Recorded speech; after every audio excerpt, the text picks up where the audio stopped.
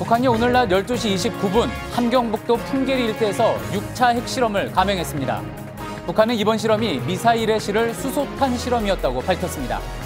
대륙간 탄도로켓 장착용 수소탄 시험에서 완전 성공!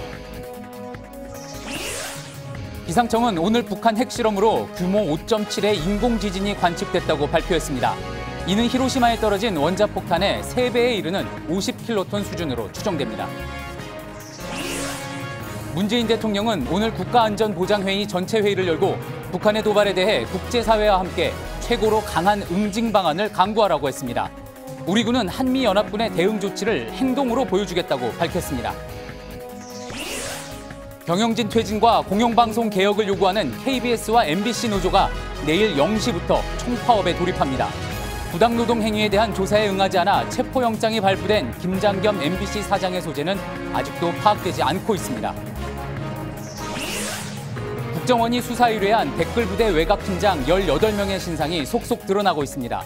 언론계 종사자부터 사립대 교수, 대기업 간부와 대학생까지 다양한 직종의 인물들이 댓글 조작에 가담했습니다. JTBC 뉴스룸 지금 시작합니다.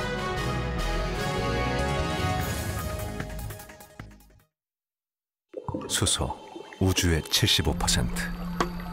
그 무한한 수소로 자동차를 달리게 하다. 현대자동차. 북한이 오늘 6차 핵실험을 강행했습니다. 문재인 정부 출범 이후 첫 핵실험입니다. 기상청은 핵실험으로 인한 인공지진의 규모를 5.7이라고 밝혔는데 지난 5차 핵실험 때보다 위력이 대여섯 배 이상 강력해진 겁니다. 네, 북한은 핵실험을 한 지 3시간 만에 수소탄 시험이 완전 성공했다고 발표했습니다. 북한이 이렇게 수소탄을 강조하는 건 핵 보유국인 걸 국제사회가 인정하라는 메시지로 보입니다. 한국과 미국 정부는 강도 높게 비난하고 최고 수위에 대응을 하기로 했습니다. 송지혜 기자입니다. 기상청은 오늘 낮 12시 29분 북한 함경북도 길쭉은 풍계리에서 규모 5.7의 인공지진이 발생했다고 밝혔습니다. 북한의 핵실험은 지난해 9월 5차 핵실험 이후 1년 만이며 문재인 정부가 출범한 이후엔 처음입니다. 3시간 뒤 조선중앙TV는 수소탄 시험에 성공했다고 발표했습니다. 우리의 핵과학자들은 9월 3일 12시 우리나라 북부 핵시험장에서 대륙간 탄도로켓 장착용 수소탄 시험을 성공적으로 단행하였다. 북한은 특히 핵무기 기술이 핵탄의 위력을 타격 대상과 목적에 따라 임의로 조정할 수 있는 높은 수준에 도달했다고 주장했습니다. 또 이번 시험이 이전에 비해 전례 없이 큰 위력으로 진행됐지만 방사성 물질 누출 현상이 전혀 없었다고 발표했습니다. 우리의 주체적인 핵탄들이 고도로 정밀화되었을 뿐 아니라 국가 핵무력 완성의 완결 단계 목표를 달성하는 데서 매우 의의 있는 계기로 된다. 조선중앙TV는 오늘 오전 열린 당 정치국 상무위원회에서 핵실험이 결정됐으며 김정은 노동당 위원장이 핵실험 명령서에 직접 서명했다고 밝혔습니다. JTBC 송지혜입니다. 북한의 6차 핵실험에 대해 우리 정부는 일단 강력한 비판과 경고의 메시지를 내놨습니다. 그 밖에 구체적으로 또 어떤 대책을 마련하고 있는지 청와대와 국방부 취재기자 차례로 연결해서 정부의 대응 상황 들어보겠습니다. 청와대에는 정재윤 기자 나가 있고 국방부에는 박현주 기자가 나가 있습니다. 먼저 박현주 기자, 오늘 핵실험과 관련해서 이제 공식 발표를 계속 해온 주체가 군 합동참모본부입니다. 일단 합참에서는 오늘 실험의 강도를 공식적으로 어느 정도로 보고 있습니까? 네, 앞서 전해드린 대로 규모로는 5.7입니다. 지금까지 북한이 실시한 핵실험 중 최대 규모인데요. 좀 더 쉽게 설명을 드리자면 태평양 전쟁 때 히로시마와 나가사키에 떨어진 원자폭탄의 약 3배에 달하는 위력이라고 볼 수 있습니다. 예, 그동안 1차에서 5차까지는 히로시마, 나가사키 수준에 미치지 못한다 이런 분석이 나왔었는데 이번에는 공식적으로 넘어서는 위력이라고 본 거군요. 자, 그렇다면 핵실험을 감지한 직후에 군에서 즉각적인 대응이 있었겠죠? 네, 일단 합참은 핵실험 감지 직후에 전 군의 대북 감시와 또 경계 태세를 강화하도록 조치했다고 밝혔습니다. 또 오후 5시 30분에는 합참 명의로 이번 북한의 핵실험이 유엔 안보리 결의에 대한 노골적인 위반이며 또 한반도 평화를 위협하는 심대한 도발 행위라면서 강력하게 규탄을 했습니다. 또 북한이 막무가내식 도발을 감행한 만큼 이후에 벌어지는 모든 사태에 대한 전적인 책임은 북한에게 있음을 강력하게 경고한다라는 공식 입장을 내기도 했습니다. 예, 그리고 이제 또 저희가 뒤에서도 짚어보겠지만 지금 이제 한미 간의 FTA 문제 등을 놓고 균열이 있는 거 아니냐 이런 우려도 나오는 상황 아니었습니까? 핵실험 직후에 한미 간의 군사 당국 간의 공조는 어땠습니까? 네, 정경두 합참의장은 오늘 오후 2차례에 걸쳐서 빈센트 브룩스 한미연합사령관 그리고 덤포드 미 합참의장과 통화를 했습니다. 이 통화에서 양국은 실효적인 군사적인 대응 조치가 가장 빠른 시간 내에 필요하다라는 데 공감을 했다고 합참이 밝혔습니다. 이에 따라 미군 전략자산 전개 등 추가적인 그리고 구체적인 군사 조치에 대한 논의가 현재 양국 간에 진행 중인 것으로 알려졌습니다. 예, 그렇군요. 지금까지 국방부에서 박현주 기자였습니다. 이번에는 청와대로 가보겠습니다.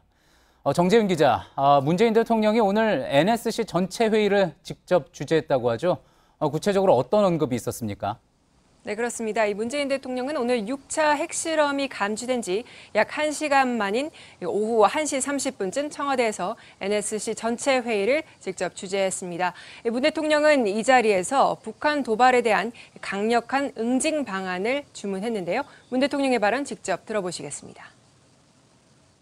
참으로 실망스럽고 분노하지 않을 수 없습니다. 정부는 이번 북한의 도발에 대해 국제사회와 힘을 모아 강력한 응징 방안을 강구할 것이며 북한으로 하여금 핵과 미사일을 포기하지 않을 수 없도록 해나갈 것입니다. 예, 눈에 띄는 게 강력한 응징 방안을 강구한다는 건데 강한 응징, 구체적으로 어떤 응징입니까? 네, 일단 유엔 안보리 제재 추진 등 모든 외교적 방안을 강구하기로 했습니다. 또 한국 군의 우리 군의 타격 능력을 과시하고 또 한미동맹 차원에서 미국이 보유한 가장 강력한 전략 자산을 전개하는 방안도 협의하기로 했습니다. 다만 청와대는 이번에도 전술핵 재배치에 대해서는 검토한 바 없다는 입장을 분명히 했습니다. 예, 그렇군요. 그리고 또 이제 관심을 끄는 게 문 대통령이 지난 취임 100일 기자회견 때였죠. 북한 도발에 대해서 이제 더 이상 참을 수 없는 임계치, 이 레드라인에 대해서 이야기를 한 바 있지 않습니까? 혹시 지금 이 레드라인을 넘은 건지 이 부분에 대해서도 관심이 집중되는데 청와대는 이번 핵실험과 관련해서 이와 관련된 언급이 있었나요? 네, 청와대는 일단 오늘 6차 핵실험에 대해서는 레드라인을 넘겼는지 여부를 정리하기는 아직 이르다는 그런 입장을 밝혔습니다. 청와대 고위 관계자에 따르면 북한이 주장하는 부분들이 정확히 규명되지 않았기 때문이라는 이유에서입니다. 오늘 북한 발표한 내용을 봐도 완성 단계 진입이라는 표현을 사용했는데 즉 이 표현을 보면 아직 완성 단계에는 이르지 못했다는 그런 판단에서입니다. 즉 북한 스스로 발표를 볼 때도 여전히 아직도 가야 할 길은 남아있다는 판단을 청와대 측은 설명했습니다. 예, 그렇군요. 이제 그동안 우리 정부의 기조가 대화와 제재를 병행한다 이런 부분 아니었습니까? 앞으로 이런 대북 정책 기조에 변화가 생길 수 있을까요? 네, 청와대는 일단 대북 정책에 대해서는 긴 호흡으로 봐야 한다는 점을 강조했습니다. 따라서 북한이 계속 도발을 하게 되면 북한 도발 강도에 따라서 압박과 제재 수위는 높일 수밖에 없겠지만 큰 틀에서 기존의 제재 및 압박과 이 대화를 병행하는 기조는 당분간 유지될 것으로 보입니다. 예, 잘 들었습니다. 청와대에 나가 있는 정재윤 기자와 또 국방부 박현주 기자 차례로 연결해서 우리 정부의 대응 들어봤습니다. 예, 기상청이 밝힌 이번 북한 인공지진의 규모는 5.7입니다. 그러면서 지난해 5차 핵실험 때 분출된 에너지와 비교하면 대여섯 배 정도 크다 이렇게 분석을 했는데 하지만 중국과 미국에서 발표한 지진 규모와는 좀 차이가 있어서 핵실험의 위력에 대해서도 의견이 좀 갈립니다. 박소연 기자입니다. 강원도 고성군 토성면 속초 관측소에서 북한의 인공지진을 감지한 건 오늘 오후 12시 30분 50초입니다. 북한에서 인공지진이 발생한 지 52초 만입니다. 이어서 기상청 지진관측소 150개 지점에서 모두 인공지진이 감지됐습니다. 자연지진의 경우 땅이 수평으로 흔들릴 때 나오는 T파가 잡힌 뒤 이어 위아래로 흔들리며 생기는 S파가 감지됩니다. 반면 지표면 근처 폭발로 인한 인공지진에서는 P파만 관측되는데 이번엔 전 관측 지점에서 P파만 나타났습니다. 이번 인공지진은 앞서 5차 핵실험이 있었던 장소에서 200m가량 떨어진 인근에서 발생했습니다. 규모는 4차 핵실험 때보다 11배, 5차 때보다는 대여섯 배가량 큰 것으로 분석됐습니다. 지진 에너지는 50킬로톤으로 지난해 9월 경북 경주에서 발생한 규모 5.8의 지진과 비슷합니다. 한편 북한의 인공지진 규모는 나라마다 차이를 보이고 있습니다. 미국 지질조사국과 중국 지진국은 규모 6.3, 일본 기상청은 규모 6.1로 분석했습니다. 지진 규모가 0.2 증가할 때마다 위력은 2배로 늘어납니다. 이에 대해 기상청은 우리나라의 지진 관측소가 인공지진이 발생한 지점에서 제일 가까워 가장 정확하다고 밝혔습니다. JTBC 박소윤입니다. 예, 분명한 거는 예전의 핵실험과 달리 이번 핵실험의 규모가 훨씬 컸다는 점입니다. 그래서 북한은 수소탄 실험에 성공했다고 이야기를 하는 건데 그렇다면 수소탄은 기존의 원자탄과 어떻게 다른지 그 위력은 또 얼마나 되는지 이지은 기자가 설명해 드립니다. 네, 북한은 ICBM 장착용 수소탄 실험에서 완전히 성공했다 이렇게 발표했지만 전문가들 분석은 여러 가지로 나오고 있습니다. 우선 현재 추정되는 폭발 위력이 50킬로톤 수준인데 이 정도로는 수소탄급에는 미치지 못한다는 분석입니다. 다만 수소탄 개발의 초창기 모델인 1950년대 정도의 수준으로 볼 수 있다는 시각도 있습니다. 실제로 미국과 중국, 일본에서는 우리 측정보다 강한 규모 6.0 이상으로 이번 실험을 평가하기도 하고 있습니다. 네, 따라서 이 경우 북한이 계속해서 완성도를 높여갈 수 있을 것이란 전망도 가능합니다. 네, 그렇다면 수소탄과 원자탄은 뭐가 다른 건지 잠시 살펴보겠습니다. 네, 원자탄은 폭발 재료인 플루토늄이나 고농축 우라늄의 원자핵이 이 중성자와 충돌하면 원자핵이 갈라지게 됩니다. 이렇게 연쇄적으로 마구 쪼개지면서 수천만 도의 고온과 충격파가 만들어지게 되는 겁니다. 그 위력이 10에서 20킬로톤 정도로 일본 히로시마에 떨어진 것과 비슷한 규모로 볼 수 있습니다. 네, 수소탄은 핵 융합 원리입니다. 기폭장치인 원자탄이 1차로 터지고 이때 중수소와 삼중수소가 들어가게 되면 2차로 핵 융합 반응을 일으키게 되는 겁니다. 이때 에너지가 한꺼번에 터져 나오면서 핵 분열보다 훨씬 엄청난 폭발력을 가지게 되는 겁니다. 그 위력을 보겠습니다. 위력이 1메가톤, 그러니까 1000킬로톤 이상이 되는 겁니다. 전문가들에 따르면 반경 15에서 20km 내 모든 건물이 완파되는 위력이라고 합니다. 또 수소탄은 폭발 물질의 양이 많으면 많을수록 폭발력을 키울 수 있어서 그 피해도 훨씬 더 커집니다. 현재 수소탄을 보유한 나라는 핵 확산 금지 조약 NPT에 인정을 받는 미국과 영국, 중국, 프랑스, 러시아 5개 국가입니다. 북한이 이번에 수소탄이라고 주장하는 실험을 하기 전부터 암시하고 또 강조한 이유. 이제는 기술적으로 확실한 핵 보유국이라는 점을 주장하기 위한 것으로 보입니다. JTBC 이지은입니다. 예, 이번 북한의 핵실험이 원자탄 실험이었느냐, 수소탄 실험이었느냐에 따라 또 앞으로의 정치적인 양상 달라질 수 있습니다. 그래서 국내 전문가들도 이에 대한 면밀한 분석에 지금 들어갔는데요. 이 분야를 오랫동안 연구해온 과학기술정책연구원 이춘근 선임연구위원 전화 연결해서 이와 관련한 의견 들어보겠습니다. 연구원님 연결돼 있죠? 예, 안녕하십니까. 이춘근입니다. 예, 그 5차 핵실험, 지난 5차 핵실험 당시에 진도가 이제 5.04 인공지진이 감지가 됐습니다. 이번 6차 때는 5.7 진도고요. 이게 한 0.6, 0.7 정도 차이인데 지난번은 원자탄 실험이었고 이번은 수소탄 실험이었다. 이렇게 볼 수 있는 겁니까? 예, 그 지진파를 가지고 위력을 판단하는 공식이 여러 가지가 있고요. 예. 그건 암석의 유형에 따라서 달라집니다. 그래서 우리 그 지난번 5차 실험 때도 진도 5.04에 대해서 우리 국방부는 이제 10킬로톤 정도로 발표를 했습니다만은 예. 이거는 좀 보수적인 판단이고요. 예. 실제적으로 암석이 좀 아주 단단하지가 않고 약간 부드러운 암석이 섞여 있다고 치면은 15킬로톤 정도로 봐도 무방합니다. 그러니까 5차 핵실험도 뭐 히로시마와 나가사키급이다 이렇게 볼 수도 있거든요. 예. 이번에 이제 5.7이라고 보면은 우리 국방부에서 발표한 그 식대로 환산을 해도 50킬로톤을 넘어가게 됩니다. 그래서 또 일반적으로 약간 부드러운 암석을 고려해서 판단을 하면은 또 한 150킬로톤까지 볼 수가 있거든요. 그러니까 평균 잡아서 한 100킬로톤 정도로 잡으면 예. 이건 원자폭탄은 아니고 적어도 증폭형 이상의 폭탄이라고 볼 수가 있는 거죠. 예. 이걸 가지고 오늘 아침에 보도한 그 2단 모형을 가지고 이제 유추해서 판단하건대 예. 위력을 줄인 그러니까 위력을 조절한 소형 수소폭탄이라고 봐도 무방할 것 같습니다. 예, 만약에 그렇게 말씀하신 대로 수소탄 실험에 성공한 거라면은 앞서 이제 원자탄과 위력 차이가 크다는 리포트도 봤는데 좀 얼마나 심각한 상황이라고 볼 수 있을까요?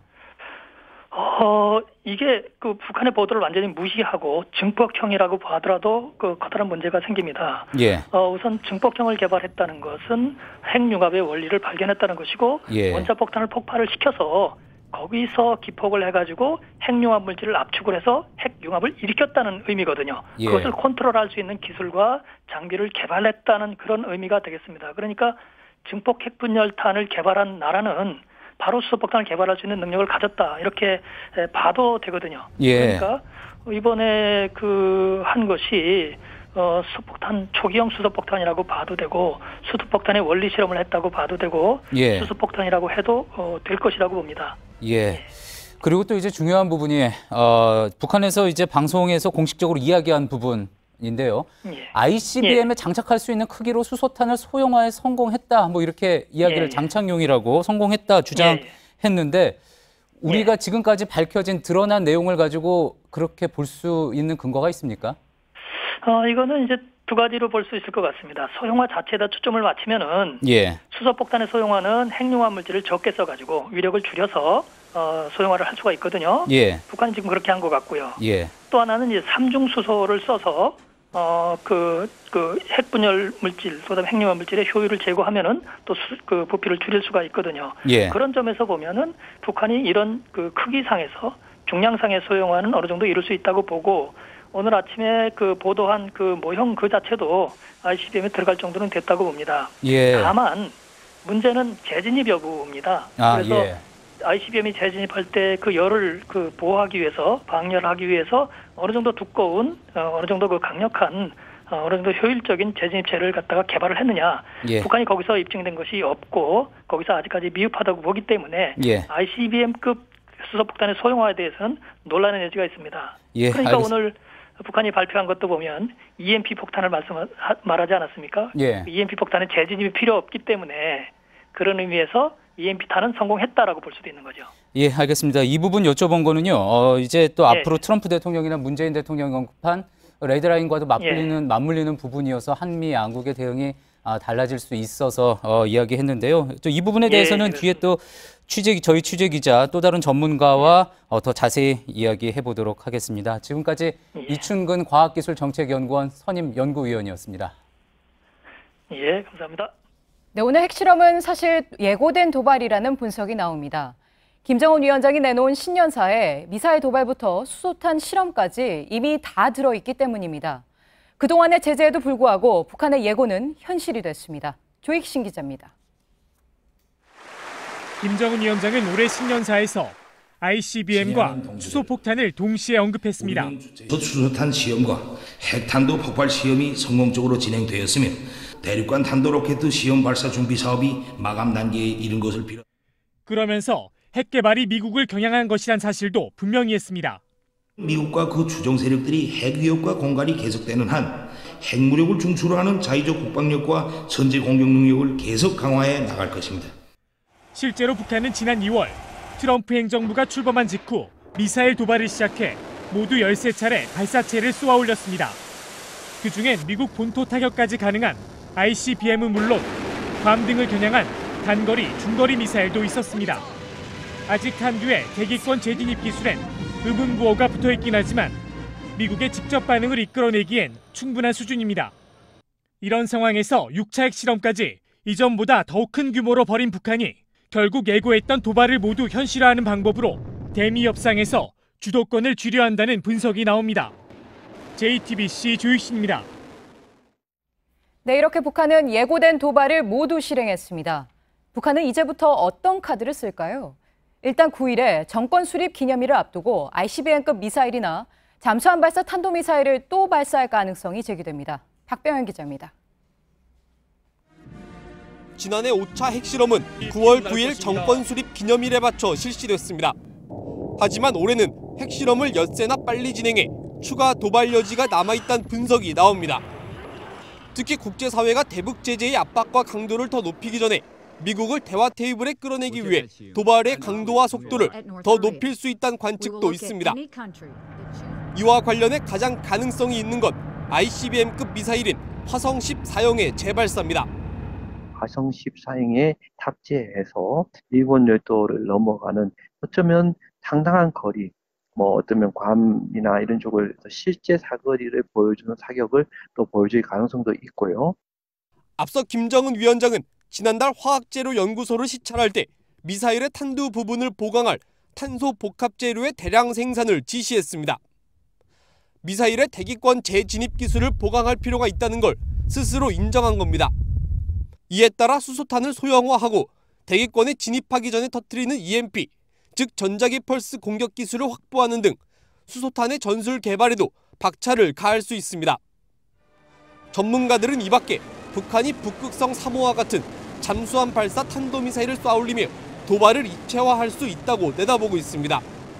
JTBC 박병현입니다. 네, 북한의 발표가 사실이라면 미국 본토에도 핵 위협이 구체화되는 셈입니다. 미국의 반응 알아보죠. 워싱턴을 전화로 연결합니다. 정일식 특파원. 그동안 트럼프 대통령은 이슈가 있으면 이른 아침부터 트위터에 입장을 밝혔는데 뭐가 나온 게 있습니까? 이곳 시간은 오전 7시를 조금 넘었습니다. 새벽 1시까지 텍사스주 수해 복구 노력을 칭찬하는 트윗을 한 후에 아직 6차 핵실험에 대한 반응은 내지 않고 있습니다. 하지만 미국 언론들은 이번 핵실험의 폭발 유력이 120킬로톤, 도시 하나를 날려버릴 수 있는 시티 버스터급이라면서 미국 정부의 대북 방정식도 바꿔 놓았다고 평가했습니다. 국내 전문가들이 추정하는 50킬로톤 수준의 2배가 넘는 위력으로 CNN은 가공할 폭발력이라고 분석했습니다. 네, 그런데 최근 트럼프 대통령의 말이 왔다 갔다 했습니다. 김정은이 우리를 존중하기 시작했다더니 대화는 답이 아니라고 했거든요. 어떻게 봐야 될까요? 트럼프 대통령은 지난달 화형과 분노 발언에 이어 무기 장착이 끝났다 등 북한의 선제 공격을 암시하는 듯한 위협적인 발언을 했습니다.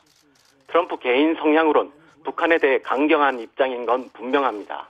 다만 틸러슨 국무장관, 매티스 국방장관이 나서 경제 외교적 수단을 동원한 평화적 압박 캠페인으로 대북 정책을 정리하면서 발언 수위를 자제하고 있는 것으로 이해해야 할 듯합니다. 6차 핵실험 직전 이뤄진 아베 총리와 통화에서도 북한에 대한 압박을 극대화하는 방안을 논의했다고 합니다.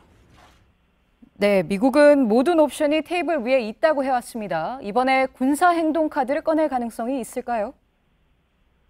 이번 6차 핵실험으로 사실상 북한이 넘을 수 있는 레드라인은 모두 넘었다고 보입니다.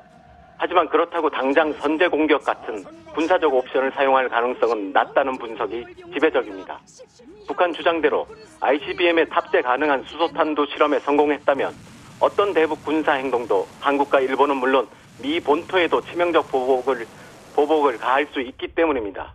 오히려 6차 핵실험으로 미국 정부의 군사적 옵션이 제한됐다는 분석이 나오는 이유입니다. 이번 핵실험 결과를 면밀히 분석할 시간도 필요합니다. 한국은 물론 일본에서도 핵무기 배치 여론이 강해질 상황도 고려해야 합니다.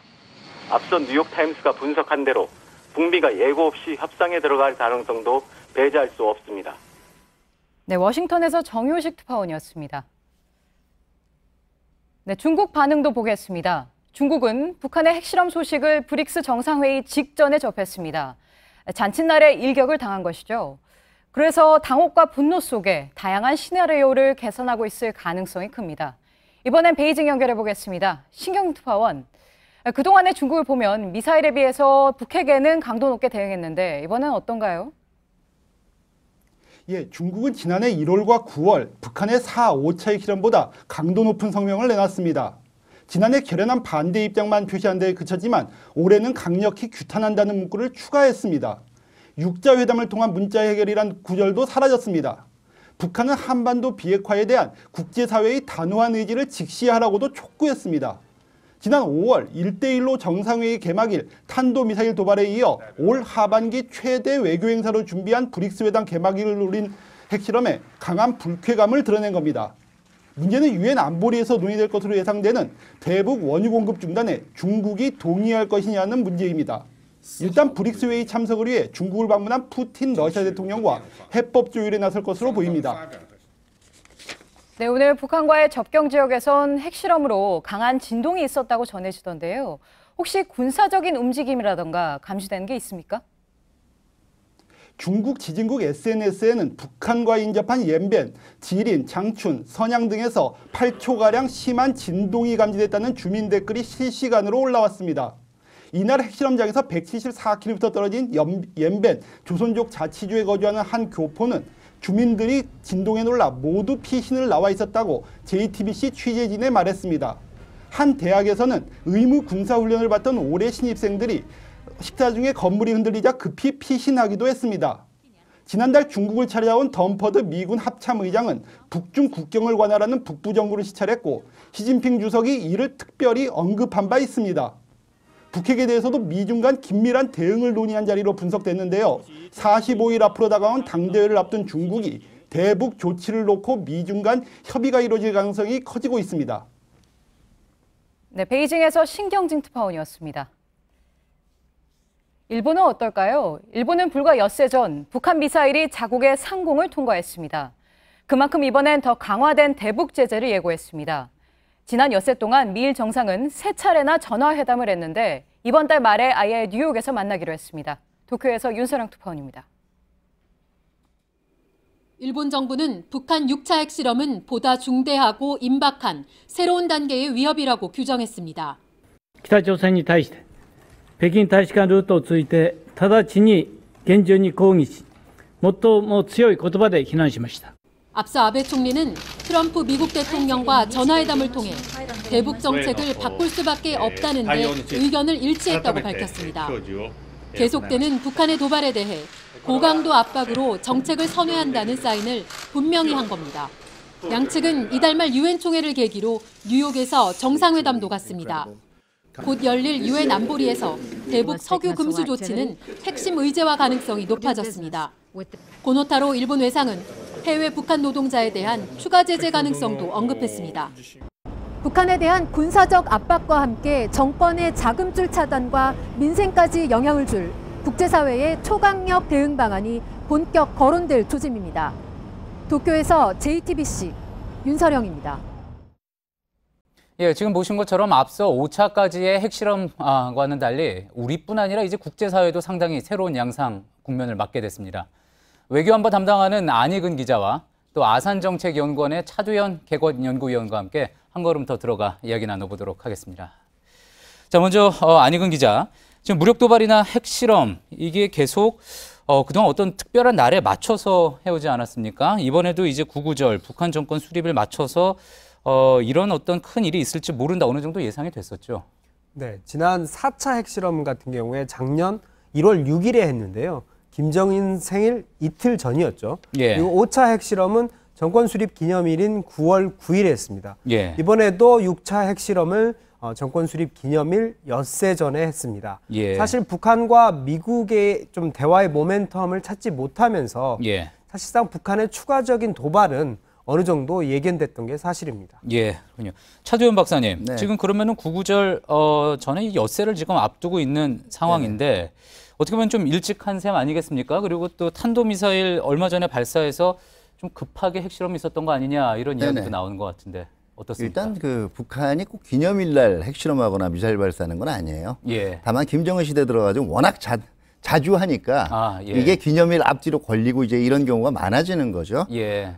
예, 저도 지금 북한이 6차 핵실험이 준비가 돼 있다면 할 걸로 분명히 예상을 했는데요. 예. 금년 안에 할 건 예상을 했는데 이렇게 빨리 할 줄은 몰랐어요. 그래서 한 3가지 정도를 예. 지금 의미를 볼 수 있을 것 같은데 이 8월 초에 이 트럼프 대통령의 파이어 앤 퓨리 발언 나오고요. 예. 그다음에 이 괌 포위 사격 발언 나온 이후에 긴장이 급격히 올라갔다가 예. 김정은이 조금 더 지켜보겠다 그러니까 이제 긴장이 좀 내려갔단 말이에요. 예. 그리고 미국 쪽에서 얘기하는 건 북한이 마치 이제 자제하고 있어서 긴장이 내려가는 듯한 뉘앙스가 나왔어요. 예. 북한이 이걸 26일하고 29일에 미사일 발사를 통해서 우리는 겁쟁이가 아니다. 예. 겁내는 건 너네다 하는 메시지를 오히려 보낸 거거든요. 저는 그런 다음에 조금 더 휴지기가 있을 줄 알았는데 곧바로 이제 6차 핵실험으로 치고 나왔다라는 건요. 결국은 이 긴장의 끈을 끌고 가는 손잡이를 자기가 평양이 계속 쥐고 있겠다라는 거예요. 북한 쪽이. 다른 사람의 스케줄에 따라가지 않고 스스로 스케줄을 만들어 가겠다. 그다음에 두 번째는 어떤 얘기냐면 8월 15일, 16일 어간에 미 국무부의 헤더 노르트 대변인이 북한이 먼저 핵실험 안 하고 그다음에 미사일 발사 안 하고 동북아의 안정을 저해하는 이런 행동을 하지 않으면 대화의 굿포인트가 될 거다고 얘기를 했거든요. 그거 자기네들한테는 의미 없다라는 거예요. 자기네는 자기네 시간 예정대로 계속 능력을 발전시켜 나갈 테니까 답답하면 미국이 먼저 타협적인 안을 이끌어서 대화를 하는 거고요.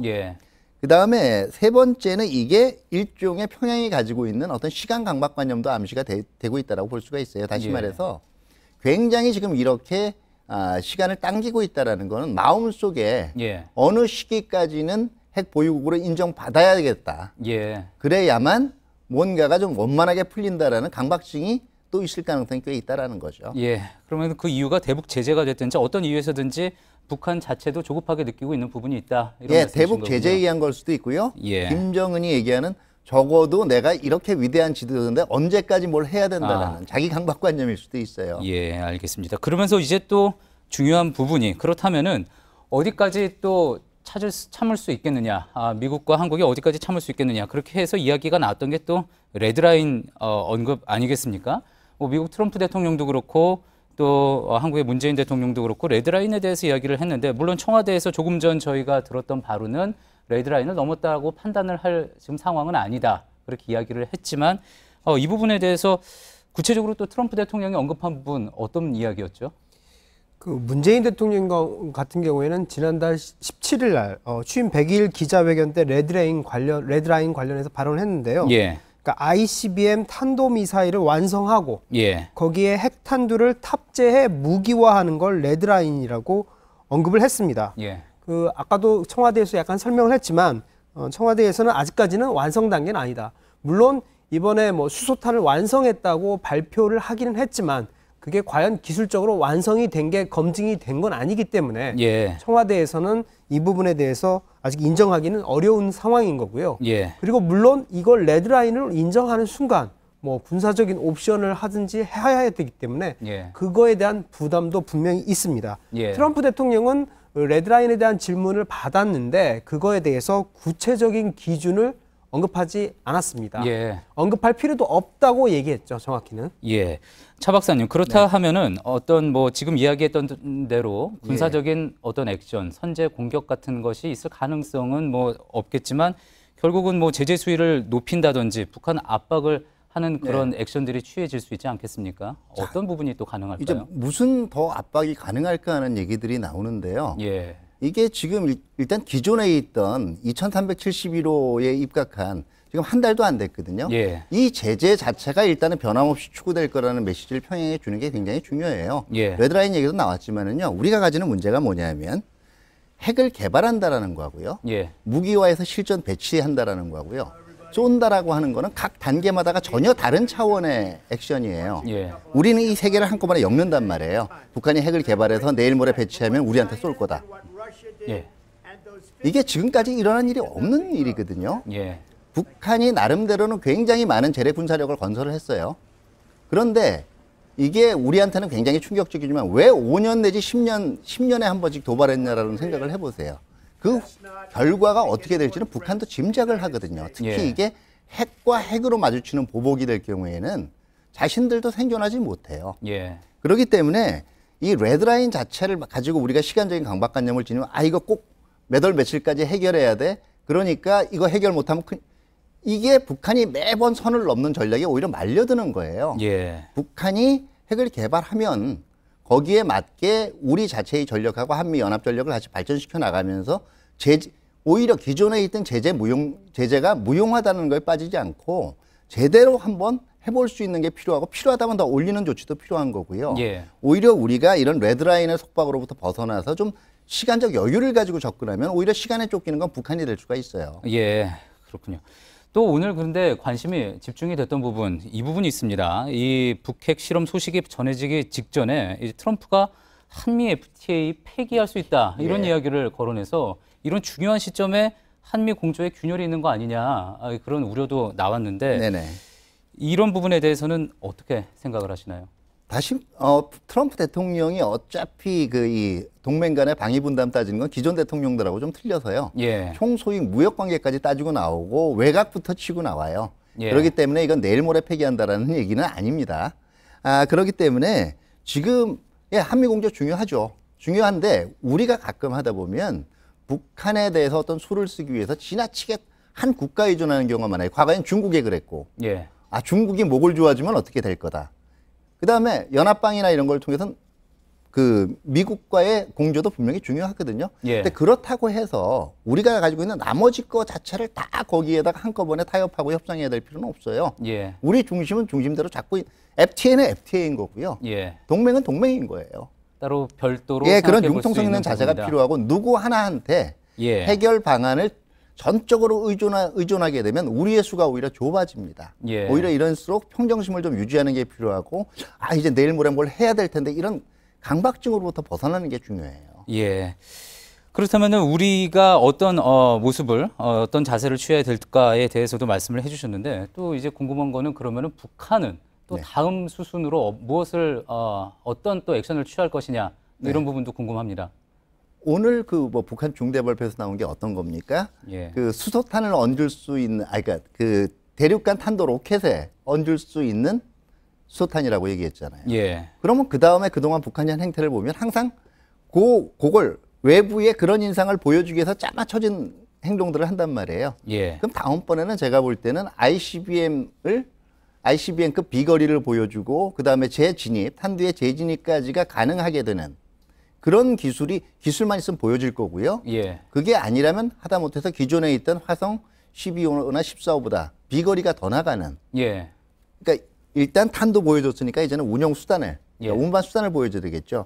이게 아마 제가 보기에는 일단 북한이 굉장히 긴장을 고조시키는 걸 스피드업을 했기 때문에 내친 김에 10월까지 할 가능성이 있다라고 봐요. 예. 그 시기를 어느 정도로 보고 계시는 거죠? 10월 18일 날 제19차 중국 공산당대회 이전으로 저는 지금 예상을 하고 있습니다. 예. 좀 말씀하신 대로 지금 너무나 많은 이벤트를 지금 김정은 정권에서 하고 있기 때문에 그게 또 어떤 기념일이라든지 어떤 특별한 날짜하고 자꾸 겹치는 부분도 그 날짜는 아니고요. 예. 그렇게 되는 부분이 있는 거겠죠. 또 지금 이제 계속 앞서도 이충근 과학기술정책연구원 박사님하고도 이야기를 나눠봤지만 이 수소탄일 가능성에 대해서 계속 또 많은 분들이 궁금해하고 있습니다. 그 수소탄일 가능성도 있고 가능성이 있어요. 가능성인데 저는 여기 왜 이렇게 우리 국내에서 집착하는지 모르겠는 게 이게 마치 옛날에요. 예. 인간을 누가 먼저 달에 보내느냐하고 지금 똑같은 것 같아요. 과거에 왜 그랬던 것 같습니까? 미소간에? 인간을 달에 보내는 게 중요한 게 아니라 그 정도로 추력이 강한 로켓을 개발할 기술이 있느냐 없느냐가 사실은 이면에 숨겨진 거였어요. 예. 왜 수소탄을 개발하겠어요? 그게 무슨 콜렉션이 아니거든요. 더 위력이 강한 폭탄을 폭발력을 강하게 하려다 보니까 수소탄이 나오는 거거든요. 예. 그러니까 결과적으로는 수소탄이 됐다고 하나의 의미는 있어요. 상대적으로 경량화를 빨리 하면서 폭발력을 늘리는 거니까요. 예. 분명한 거는 최소 50킬로톤에서 최대 지금 외신에 의하면 100킬로톤 이상까지 폭발시킬 수 있는 능력은 보여준 거거든요. 예. 그렇기 때문에 이게 수소탄이 됐든 증폭 핵 분열탄이 됐든 그건 중요하지 않아요. 탄두가 이제 앞으로 그 정도 위력이 나올 수 있는 이 상태까지는 왔다. 이제는 이걸 정말 북한 말대로 제대로 경량화했느냐 안 했느냐의 여부가 중요한 거죠.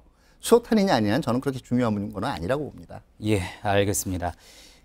뭐 조금 전에 이제 말씀 나누다가 언뜻 또 이야기가 나오기도 한 부분이긴 한데요. 이게 좀 너무 직접적인 질문이기는 하지만 많은 분들이 또 네. 이번 북핵 실험 보면서 궁금해하는 부분이기도 합니다. 과연 수소탄 실험에 성공을 했다면 그 수소탄이 직접 북한이 쏘게 될 가능성이 있겠느냐라는 부분 많이 제가 역으로 하나 여쭤볼게요. 예. 북한의 장사정포 위협이요. 예.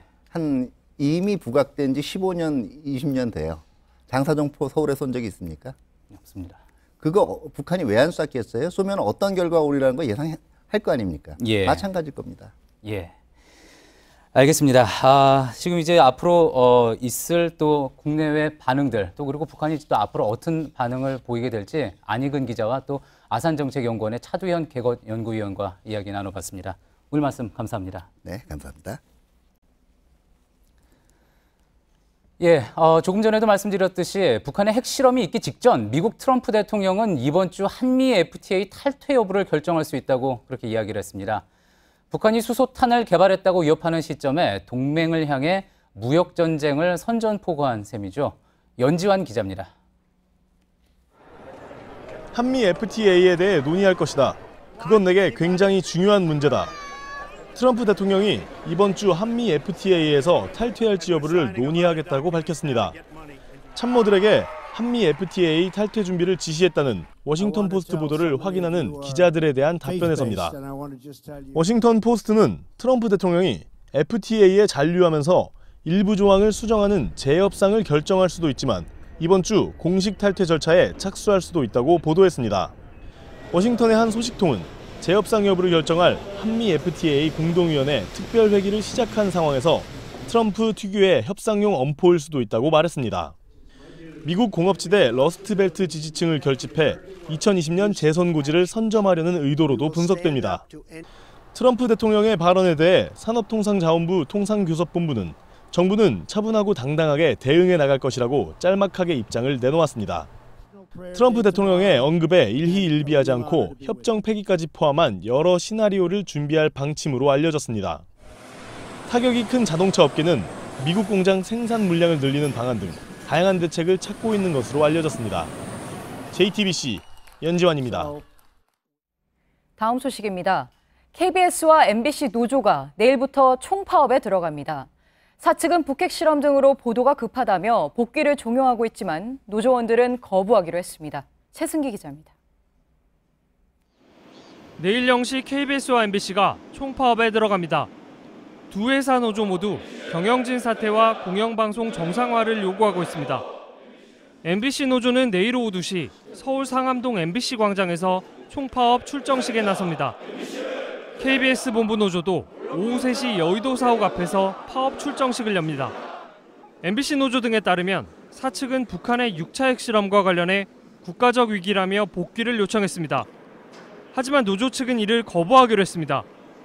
KBS 기자협회 역시 북한의 6차 핵실험을 이유로 사측이 업무 복귀를 종용한다며 오대영 KBS 사장이 퇴진하면 제작 거부 중인 530명 전원이 24시간 특보체제에 들어갈 것이라고 밝혔습니다.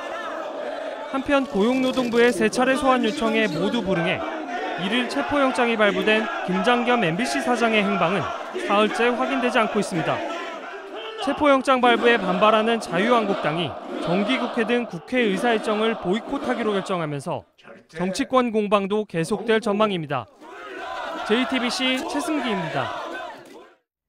네, 국정원 댓글부대와 관련해 추가 수사를 받게 된 외곽팀장 가운데 지역 MBC의 중견급 직원도 있다고 앞서 전해드렸습니다. 검찰은 여기에 사립대 교수, 대기업 간부까지 포함돼 있었다고 밝혔습니다. 국정원은 이 외곽팀장들을 조직적으로 관리했다고 합니다. 이서준 기자입니다. 국정원 적폐청산 TF는 지난달 21일 댓글부대의 민간인 외곽팀장 30명을 검찰에 수사 의뢰했습니다. 대부분 국정원 전직 직원 또는 보수단체 인사였습니다. 하지만 지난 1일 추가로 수사를 의뢰한 18명은 다릅니다. 지역 MBC 중견급 직원, 사립대 교수, 롯데그룹 간부와 대학생, 미디어 전문가 등도 포함됐다고 검찰이 밝혔습니다. 특히 한 사립대 교수는 이명박 정부 때 만들어진 국가위원회에서 위원으로 활동한 것으로 알려졌습니다. 검찰은 국정원이 외곽팀장과 팀원 전원에 대해 신원 조회를 하고 대포폰을 이용해 지시를 전달하는 등 점조직 형태로 운영했다고 밝혔습니다. 특히 검찰은 국정원이 활동 내용을 발설하지 말고 수사를 받을 경우 대응 요령 등을 정기적으로 교육하는 등 철저한 보안 조치를 취해온 것으로 보인다고 밝혔습니다. 검찰은 이들 외곽팀장들에 대한 수사를 확대해 국정원이 운영한 댓글부대의 실체와 규모 파악에 집중할 계획입니다. JTBC 이서준입니다. 서울고등법원이 최근 근로복지공단 노동자들이 공단을 상대로 낸 통상임금 소송의 항소심 선고에서 모두 189억 원을 지급하라고 판결했습니다. 맞춤형 복지 포인트 등을 통상임금에 포함해 다시 산정한 차액입니다. 복지 포인트도 노동의 대가로 지급되면 통상임금이 될 수 있다고 법원은 봤습니다. 공정거래위원회가 자산 5조 원을 넘긴 네이버를 준대기업 집단에 넣었습니다. 총수 없는 기업으로 해달라는 네이버의 요청을 거부하고 이해진 창업자를 총수로 지정했습니다. 총수는 친인척이 운영하는 회사 정보까지 공시해야 합니다. 맥도날드 햄버거를 먹은 초등학생들이 집단 식중독 증세를 보이자 정부가 조사에 착수했습니다. 질병관리본부는 8월 26일 전주에서 맥도날드 제품을 사 먹고 설사한 사람들은 보건소에 신고하라고 당부했습니다. 조사 결과는 이르면 수요일쯤 나옵니다. 공장 후미진 곳에서 중학생들이 또래 학생을 무릎 꿇리고 의자와 쇠뭉치로 마구 때립니다. 지난 1일 저녁 부산 엄궁동에서 발생한 일인데 14살 한 모양이 맞고 피투성이가 된 사진이 페이스북을 통해 확산됐습니다. 경찰은 가해자 정모양 등 2명을 불구속 입건했습니다. 네, 북한의 6차 핵실험에 대해 도널드 트럼프 대통령이 조금 전에 입장을 밝혔는데요. 트럼프 대통령이 북한의 말과 행동은 미국에 적대적이고 위험하다고 강조했습니다. 트럼프 대통령은 조금 전 트위터에 북한이 핵실험을 실시했다며 이 같은 입장을 전했습니다. 아직까지 백악관의 공식 입장은 나오지 않았습니다. 네, 내일 날씨 볼 텐데요. 내일도 전국이 맑다가 오후에 점차 구름이 많아지겠습니다. 아침엔 쌀쌀하겠지만 낮 최고 기온은 서울이 30도까지 오르는 등 다소 덥겠습니다. 예, 9월 3일 일요일 JTBC 뉴스룸을 마칩니다. 시청해주신 여러분 고맙습니다.